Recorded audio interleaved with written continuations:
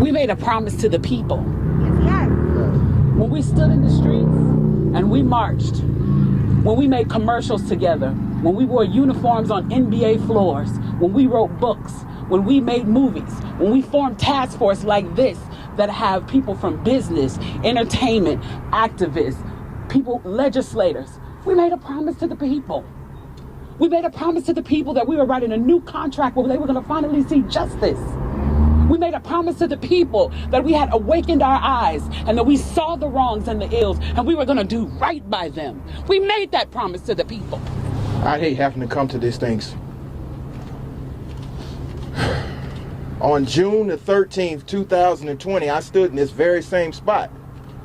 After June the 12th, 2020, a young brother, a son of Atlanta, was gunned down in that parking lot.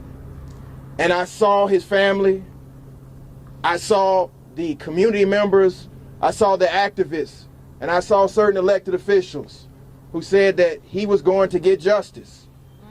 And here we are, still demanding justice. And the city was in an uproar because we had just witnessed George Floyd, and we had been protesting for about 13 days when Atlanta became ground zero for the social justice revolution.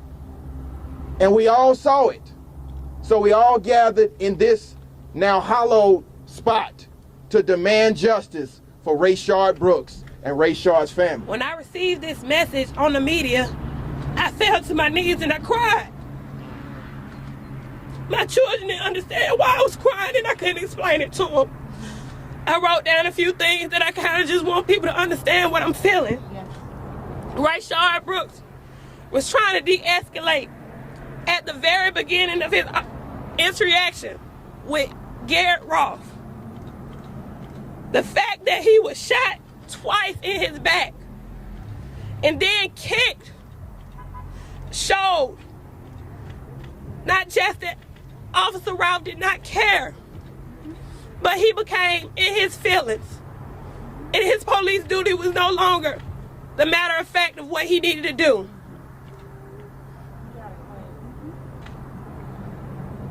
You got this. Take your time. You got this, sis. You got it. We here. You got this. But not only that, as he stood over my husband, they was more concerned about calling the tow service and medical assistance. And anybody who feels that that was a justified shooting, I feel that you should sit down and rethink that, because nothing was just about a man being shot in his back and left to die, stood on and kicked, treated as a dog. Gerald showed that he was privileged. When they funded him that money on his